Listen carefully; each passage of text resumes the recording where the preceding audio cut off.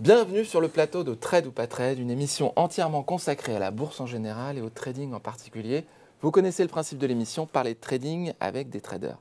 Mais avant de rentrer dans le vif du sujet, avant de parler de Sanofi, Saint-Gobain, Michelin, de l'or ou des matières premières, je voulais vous raconter une histoire. J'étais sur le salon, un salon entièrement consacré à l'investissement en bourse il y a quelques jours à Paris.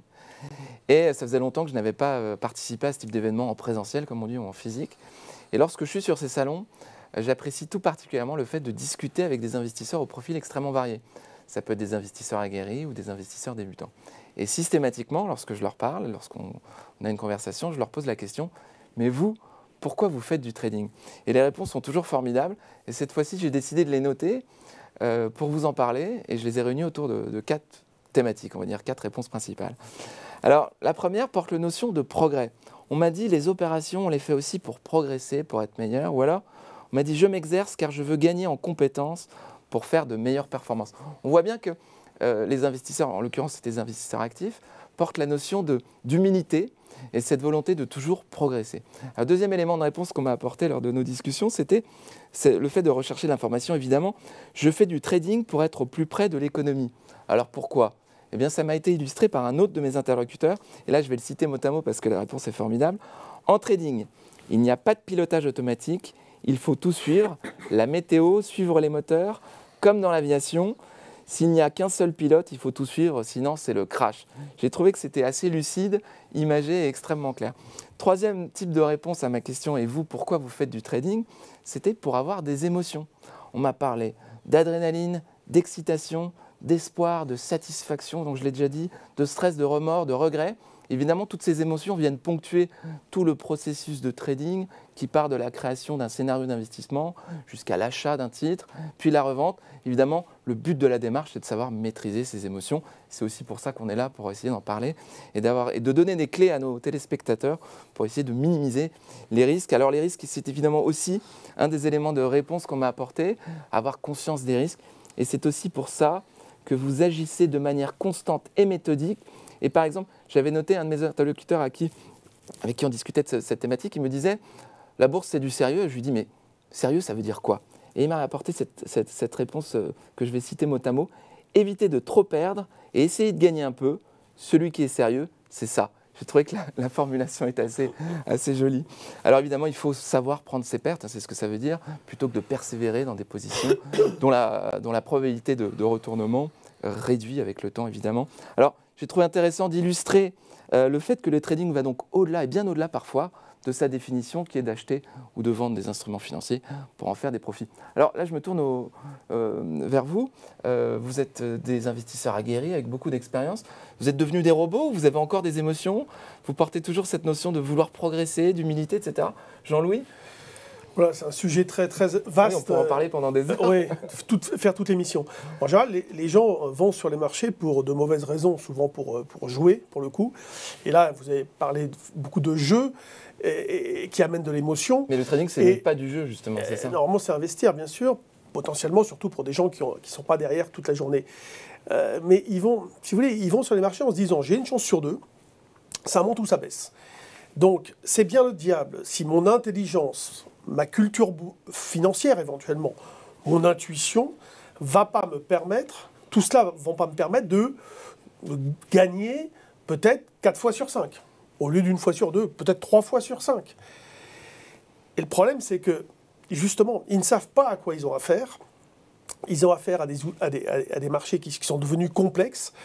La notion de j'achète bas, je vends haut, c'est-à-dire jouer le vertical, c'est quelque chose qui est maintenant totalement dépassé, on va dire, malheureusement, sauf pour des investisseurs long terme. Mais les marchés fonctionnent sur des arbitrages, sur des notions de travail, de volatilité implicite, de temps. Le temps, si vous voulez, on travaille 3 dimensions. La volatilité, le temps et le prix. Mais les gens ne savent pas ça.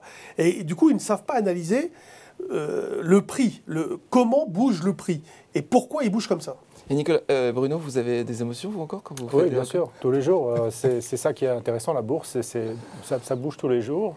Il y a des paramètres qui sont de plus en plus nombreux, donc parfois on pense avoir les bonnes réponses quand un événement se produit, mais on sait qu'il y a un autre qui peut se produire aussi au même moment, donc il vient contredire. Donc à chaque fois on apprend, c'est ça qui est... chaque jour apporte son lot de surprises. Nicolas, vous, c'est pareil ? Il y a beaucoup de grands gérants américains qui le disent dans leurs livres. Un investisseur doit apprendre tout au long de sa vie d'investisseur. Donc j'espère que je continuerai d'apprendre aujourd'hui, demain et dans les années qui viennent. C'est ça qui rend notre travail aussi intéressant, c'est qu'il n'y a pas une journée qui ressemble à l'autre. Alors bien évidemment, ça me fait toujours vibrer et je dirais même que la partie trading en fait est là pour amener un peu plus de vibration, de peps, où on a des scénarios qui peuvent être un petit peu plus risqués par rapport à la poche investissement qui est la poche moyen-long terme un peu plus tranquille. Très intéressant. Alors on fait les choses un peu à l'envers aujourd'hui, je vais vous présenter. Vous avez d'abord parlé. Alors Bruno, merci d'être avec nous. Bonjour Bruno, vous êtes rédacteur en chef, pas moins, de Mieux Vivre Votre Argent. Merci beaucoup de participer à cette émission. Jean-Louis, c'est un peu notre doyen, je le répète chaque semaine. Non, je suis le doyen. On ne le présente plus. On ne le présente plus, vous êtes responsable de Perceval Finance, vous avez un institut de formation à la Bourse. Merci d'être avec nous, bonjour Jean-Louis. Et Nicolas Chéron, vous avez 25 ans d'expérience dans la Bourse. Vous aussi, vous êtes aguerri, vous êtes éditorialiste boursier, stratégiste de marché. Merci d'être avec nous et bonjour Nicolas. Et Léa Jézéquel, vous êtes spécialiste des produits de bourse. Vous êtes spécialiste des produits de bourse, vous allez nous parler. Et vous êtes spécialiste aussi des quiz boursiers. Oui, de vous coller à la fin de l'émission. Exactement, merci beaucoup d'être avec nous. Et maintenant, on va passer à la rubrique « On refait la semaine ».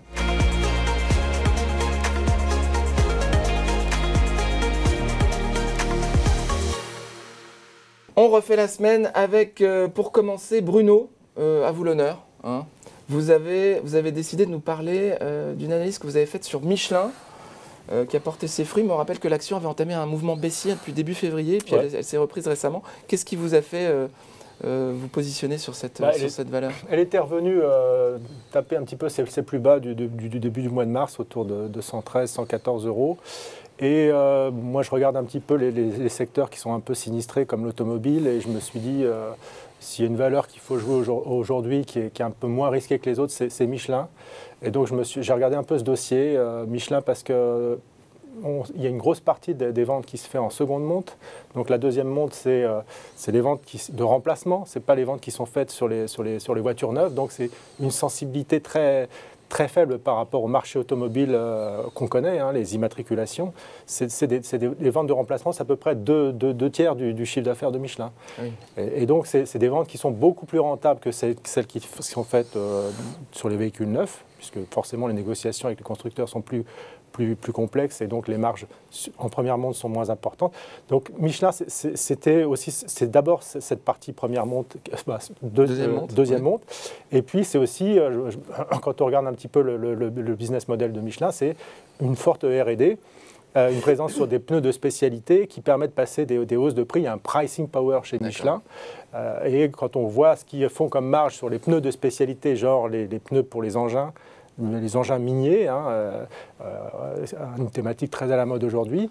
Donc en fait, ce que vous venez de dire, c'est qu'on a tendance à faire une erreur et de corréler un peu trop l'évolution de l'action Michelin avec les constructeurs automobiles qui, eux, ont subi de plein fouet finalement la pandémie et la crise. Ils sont complètement corrélés au marché automobile, aux achats, aux immatriculations, alors que Michelin l'est beaucoup moins, avec cette partie sur les ventes de remplacement et sur des pneus de spécialité.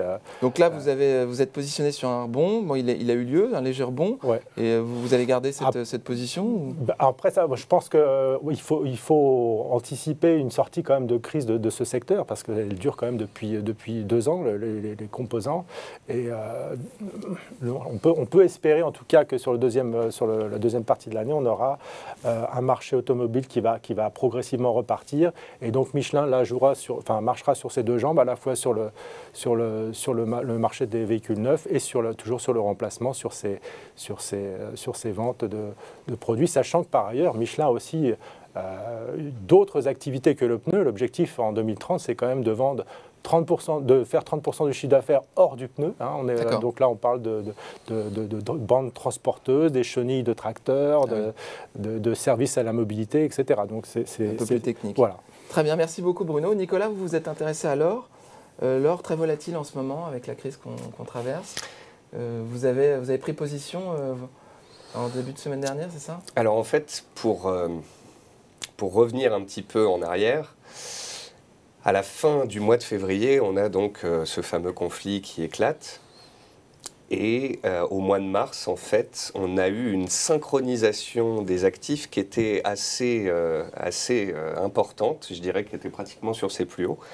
C'est-à-dire que le CAC 40 était très corrélé au Nasdaq, qui était très corrélé au Bitcoin, qui était inversement corrélé à l'or.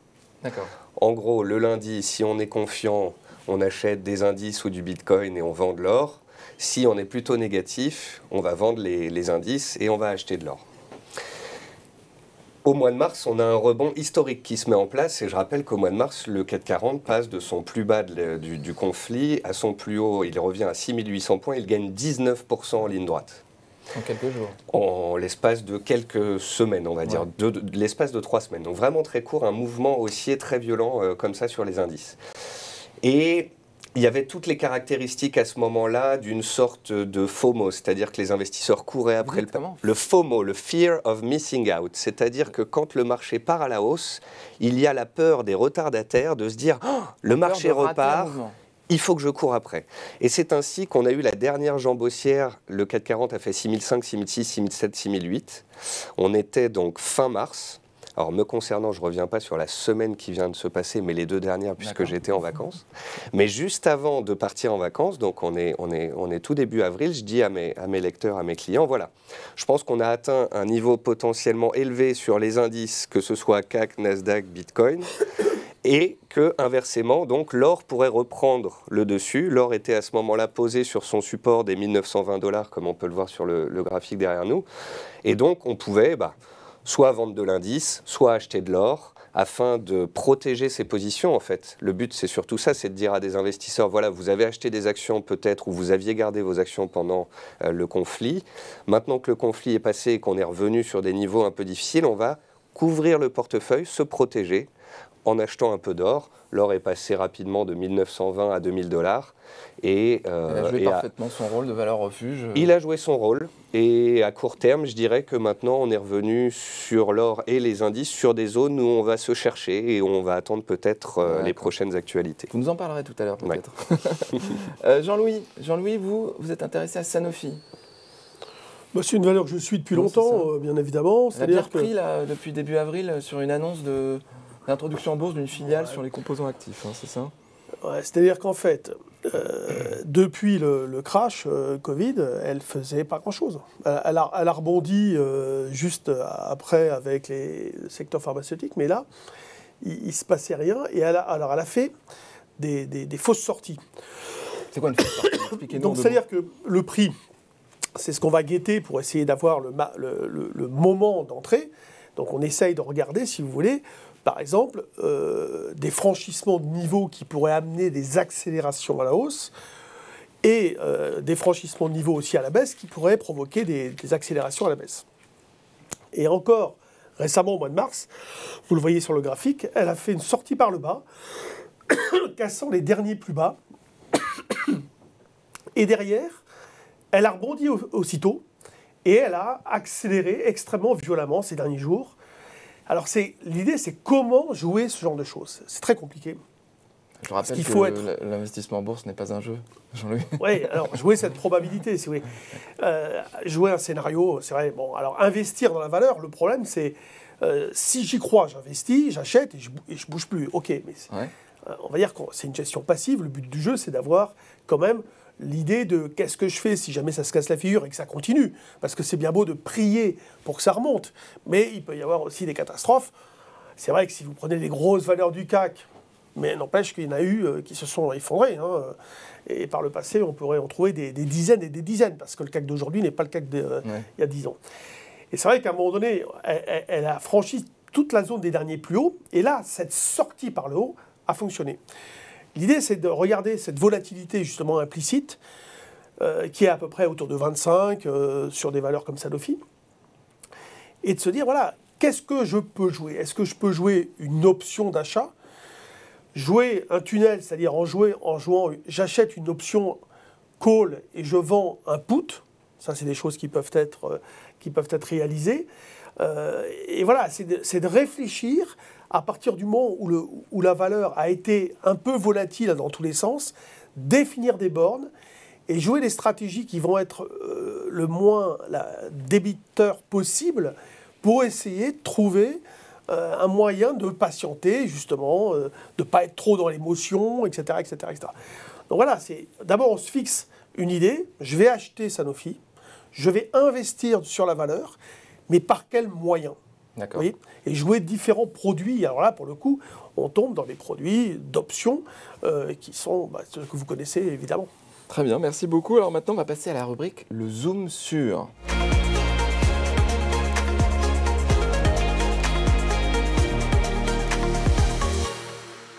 Le zoom sur avec Léa Jézéquel, vous allez nous parler de MatchMyView, un outil particulièrement intéressant sur les produits de bourse, c'est ça? Oui, tout à fait. Alors en fait, c'est vrai qu'aujourd'hui, chez Société Générale, on propose plus de 13 000 produits qui sont listés en bourse, qui permettent d'investir sur des scénarios haussiers, sur des scénarios baissiers, sur tout un panel de sous-jacents. Et on a souvent des appels en fait de clients qui nous disent « mais limite, il y a trop de choix ». Comment je fais pour mettre en place mon scénario d'investissement? J'ai mon scénario, je crois en ma direction, mais je n'arrive pas à sélectionner mon produit facilement. Alors Société Générale, en prenant toutes ces demandes clients en compte, s'est dit il faut créer un outil pour finalement permettre aux gens de dégager du temps de recherche pour le mettre à profit de travailler leur scénario d'investissement. Et cet outil, en fait, qui va vous aider justement à sélectionner un produit adapté à votre scénario rapidement, c'est MatchMyView. Alors voilà, vous le voyez derrière vos écrans, comment ça fonctionne. Vous allez sélectionner le sous-jacent qui vous intéresse, le sens de votre scénario, est-ce que vous êtes haussier, est-ce que vous êtes baissier, et ensuite quelques informations très basiques pour mettre en place un scénario. Quel est le seuil de réalisation? À partir de quel moment vous considérez que l'objectif de votre scénario est atteint? Ensuite, la date de prévision. Est-ce que votre scénario, finalement, c'est de l'intraday, quelques jours, quelques mois? Vous mettez tout ça au clair. Vous avez même la possibilité de dire que finalement, votre scénario, il n'est valide que sur quelques jours, ou si au contraire, vous laissez quand même un petit peu de latitude pour sa réalisation. Et enfin, le seuil d'invalidation. Donc ça, c'est le niveau à partir duquel vous considérez finalement que vous êtes trompé, ni plus ni moins, et qu'il vaut mieux prendre ces pertes plutôt que de les laisser courir. Et enfin, la perte maximale que vous êtes prêt à encaisser, puisque sur les produits de bourse, vous pouvez avoir un risque de perte du capital qui peut être intégral, notamment dans le cas de produits avec des barrières désactivantes. Plus on se positionne sur un produit à effet de levier, plus le risque est important. On peut voilà, pas dissocier exactement. les deux, le risque et le gain évidemment. potentiel sont parfaitement corrélés, ce qui fait que vous avez toujours, pour un niveau de risque, un niveau de gain espéré. Et une fois que vous avez rentré ce scénario d'investissement, l'outil, en une fraction de seconde, va scanner l'intégralité de la gamme, et c'est là la force de l'outil, en fait, c'est de vous éviter d'aller sur 5 moteurs de recherche différents, de comparer les fiches produits. En une fraction de seconde, ça vous donne les 5 produits les plus adaptés à ce scénario d'investissement, et vous avez ensuite la possibilité de les consulter en regardant la fiche globale du produit, et même de les acheter directement chez votre courtier via vous voyez là le petit caddie, en fait vous cliquez sur ce bouton et ensuite vous êtes tout de suite redirigé sur le produit chez votre courtier. Voilà comment fonctionne. Merci beaucoup Léa, très intéressant. Et maintenant on va passer à la rubrique le coup de cœur des traders.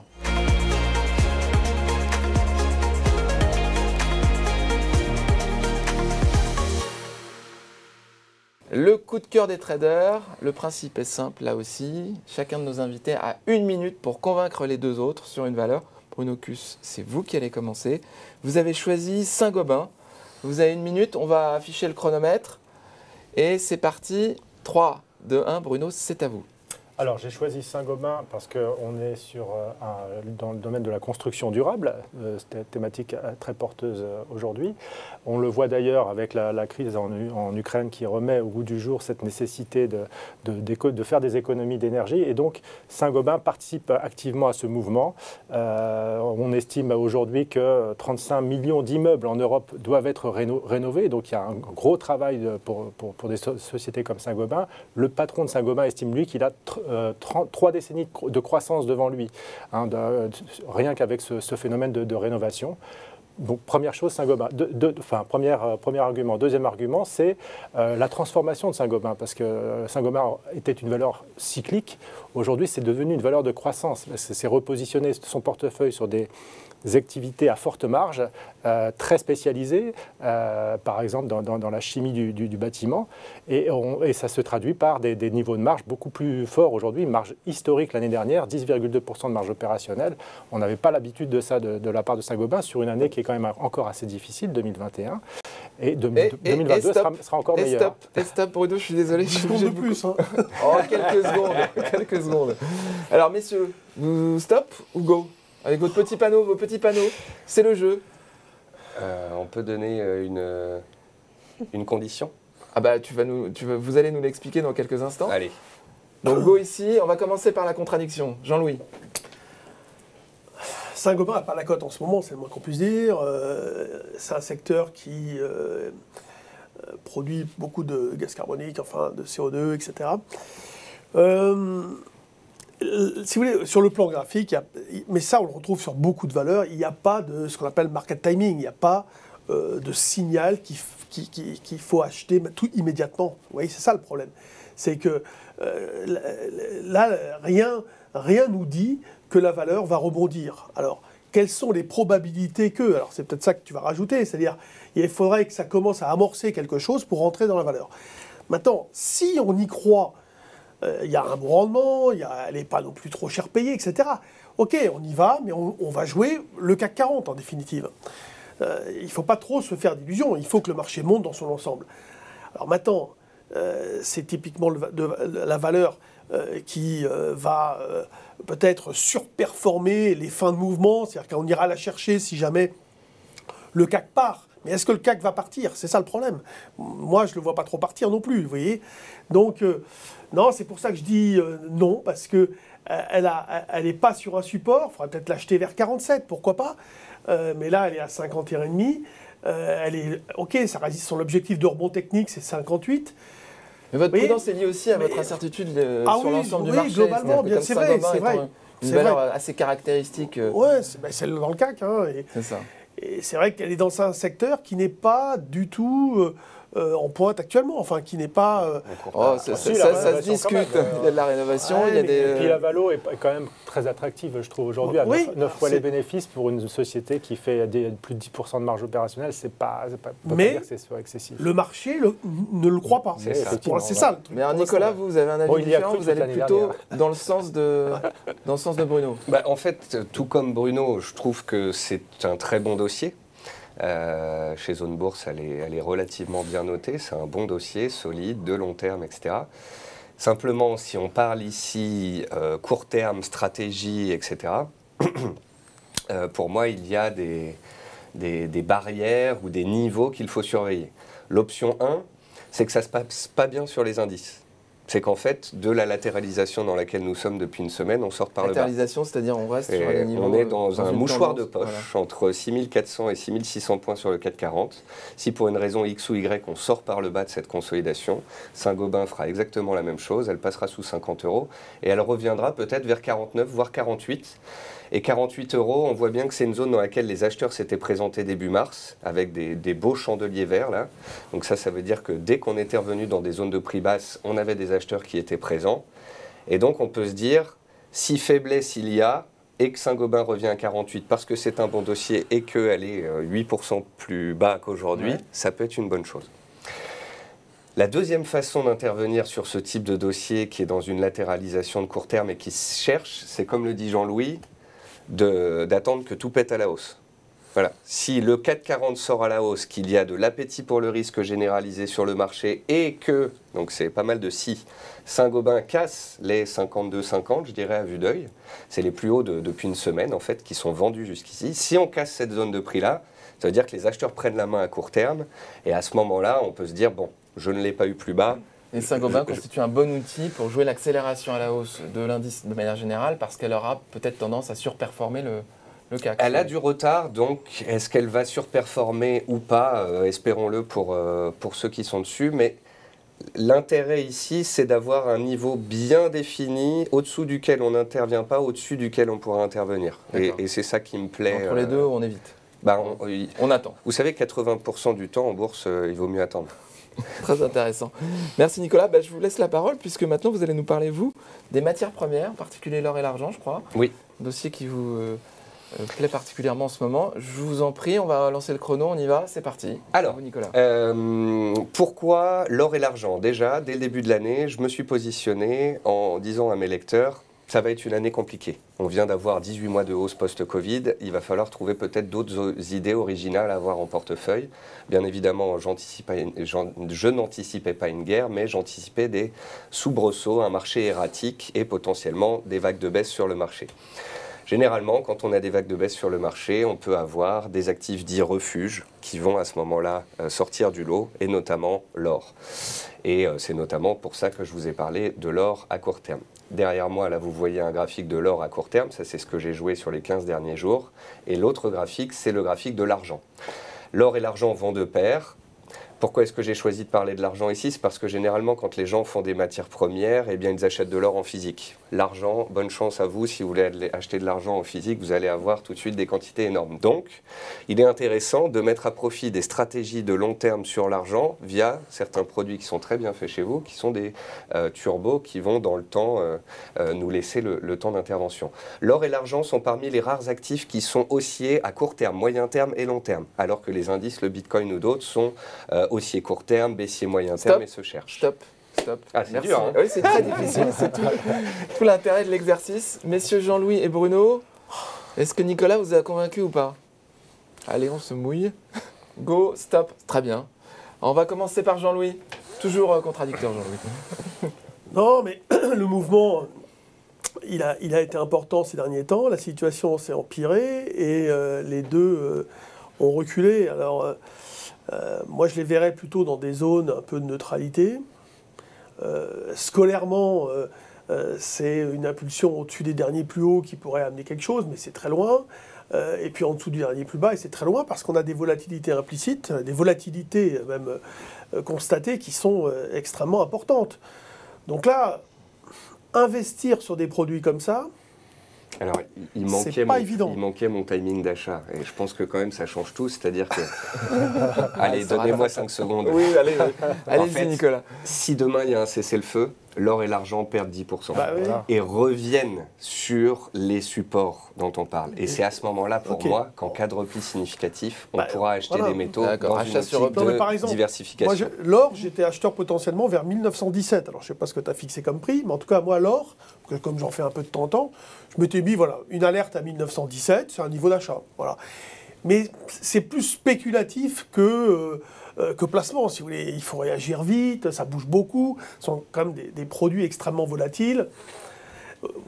Mais vous êtes rassuré par le fait que Nicolas mais ça, je m'en doutais un petit peu. Qu'on est sur un achat sur repli. Pour ça, il fallait même 10 secondes encore avant. Ah oui, mais on ne peut pas faire des explications. Pour ça, il ne va pas pouvoir tout dire. Oui, mais comme vous, Jean-Louis, vous prenez toujours un petit peu de rallonge. Mais d'ailleurs, c'est à vous. Ah non, on n'a pas... Est-ce que Bruno, vous êtes plutôt d'accord avec ce principe-là? Oui, alors plutôt d'accord, effectivement, dans le sens où il faut quand même avoir des instruments de couverture dans les portefeuilles aujourd'hui, et l'or en fait partie, c'est indispensable.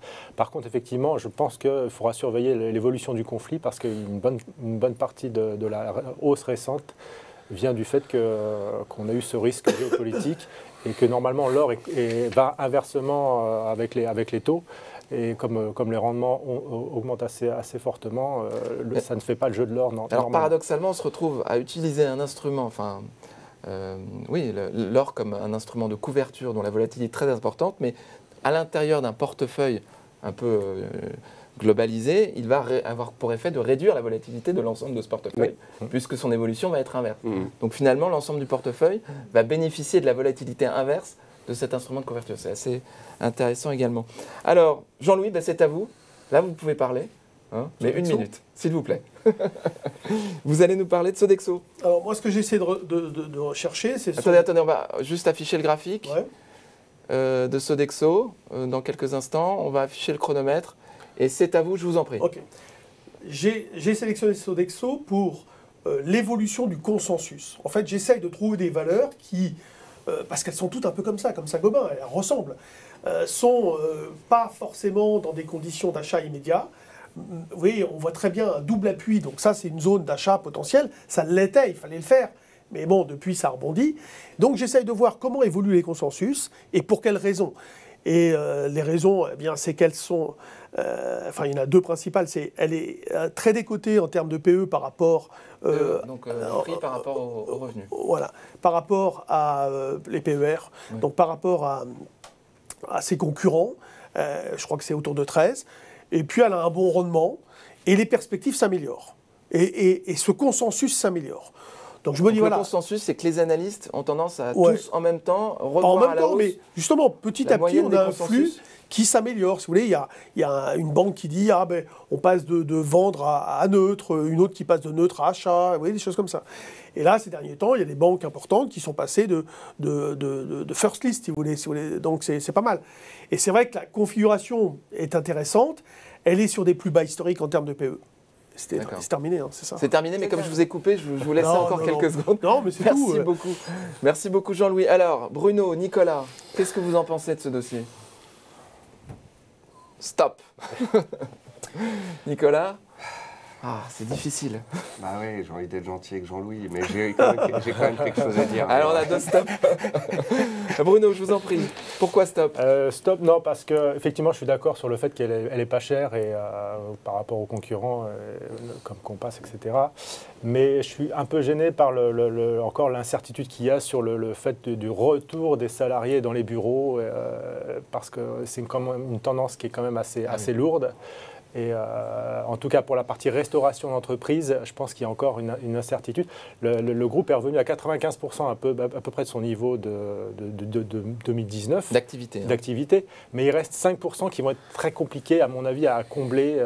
Parce que structurellement, le monde du travail voilà, on a changé certains paramètres qui vont être assez, à mon avis, sur le long terme. Et puis, il y a le problème des denrées alimentaires aussi qui risquent de poser un petit problème dans la structure de coût, parce qu'il faut prendre en compte ça également. Alors, c'est un peu paradoxal, parce que pourquoi le consensus des analystes a tendance à changer d'orientation, alors que vous nous parlez effectivement de problèmes structurels? Quelle est votre analyse, Nicolas? Moi, je voulais justement parler du consensus des analystes. Laissez, je vous en prie. Parce que le consensus des analystes est, à mon sens, un des soi-disant outils le plus dangereux qui soit pour les investisseurs en bourse. C'est paradoxal, mais allez-y. C'est très simple. En fait, le consensus des analystes suit le mouvement et non pas l'inverse. C'est-à-dire que je me rappelle encore de Renault avant la crise de 2008, où le consensus des analystes voit la valeur passer de 20 à 100, et où à 100, on nous donne des objectifs à 120, 130, 140. 2 ans plus tard, Renault est à 15. Atos passe de 100 à 40, et il faut qu'elle perde 60% pour qu'enfin les analystes passent vendeurs. D'accord. Vous pensez qu'il y a une espèce de mouvement, une inertie dans Goldman Sachs est acheteur de Netflix tout en haut, elle perd 50%, enfin il passe vendeur. Donc en fait, le consensus des analystes, il est pratiquement toujours haussier, de toute façon, pratiquement toujours acheteur, et très souvent avec un consensus à 10-15% des cours. Donc les gens se disent « Ah, les analystes sont acheteurs, haussiers, donc je vais les suivre. » Oui, vous êtes en train de remettre en cause finalement le travail de certains professionnels qui sont concentrés systématiquement sur une ou deux valeurs et qui connaissent par cœur les dossiers et qui se disent, là je pense que, parce qu'ils ont les informations, alors ce pas des informations privilégiées, hein, ils ont les informations, mais ils analysent l'intégralité de ce qui est publié par l'entreprise et ils dégagent donc une opinion. Alors cette opinion sur ces dossiers que vous nous avez décrits était effectivement peut-être un petit peu en retard, où il y avait une espèce d'inertie pour que les analystes changent leur opinion, mais finalement, est-ce que ce n'est pas des phénomènes... Non, mais c'est souvent ce que dit Nicolas, c'est issu souvent d'analystes qui n'ont pas de conviction. Donc au départ, ils partent pas strong buy ou achat. Donc achat fort ou achat. Voilà, ils disent conserver ou accumuler. Oui, c'est des termes de neutralité en définitive. La notation des valeurs, c'est compliqué. Donc quand vous voyez conserver, accumuler. Alors accumuler, ça veut dire sur des petits replis, peut-être que ça sera bon plus tard, etc. Mais ce n'est pas une conviction. Moi, là, ce que je dis, c'est que la conviction de certains évolue. Mais c'est vrai que de toute façon, pour l'instant, il n'y a pas de market timing non plus. C'est comme ça. Et je suis d'accord avec Jean-Louis là-dessus, c'est-à-dire que nous, ce qu'on regarde chez Zone Bourse, ça ne va pas être le consensus des analystes forcément, mais ça va être l'évolution de ce consensus. Et donc, quand on a une révision à la hausse de l'anticipation des bénéfices par action, qui sont vraiment le cœur de la rentabilité de l'action, si les analystes revoient leur copie à la hausse, effectivement, ça va être plutôt un courant porteur de court terme. Merci infiniment, messieurs. Maintenant, c'est le temps de la rubrique le quiz.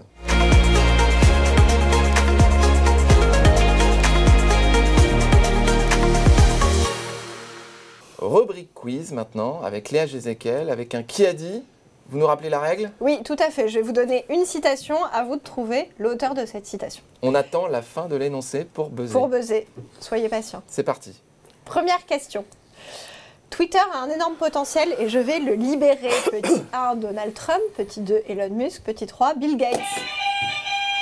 Bruno, je crois que c'est pour vous. Elon Musk. Très bien. Effectivement, il y a 2 semaines, Elon Musk a commencé à être un petit peu agressif sur Twitter. Il devient d'abord l'actionnaire principal et maintenant, il souhaite effectivement faire sortir Twitter de la cote et le racheter intégralement. Voilà. Bruno 1 point, Nicolas 0, Facile, Jean-Louis 0. Oui, c'était facile. Voilà, Mais attendez, vous l'avez on va manqué, Jean-Louis. Bah oui, mais... C'est pas assez rapide. Moi, Deuxième, j'avais l'impression que tout question. le monde avait sonné en même temps. deuxième question. Pour faire face à la hausse du pétrole, je conseille aux Français de faire du vélo. Petit 1, Nicolas Hulot. Petit 2, Bruno Le Maire. Petit 3, Christine Lagarde. Je vois que vous vous précipitez, moi, là, d'un coup. Jean-Louis, je crois que c'est pour vous. Au hasard, le maire. Non, faux. Moi, j'aurais... Ah, Nicolas a été le deuxième à buzzer. vélo, Nicolas Hulot.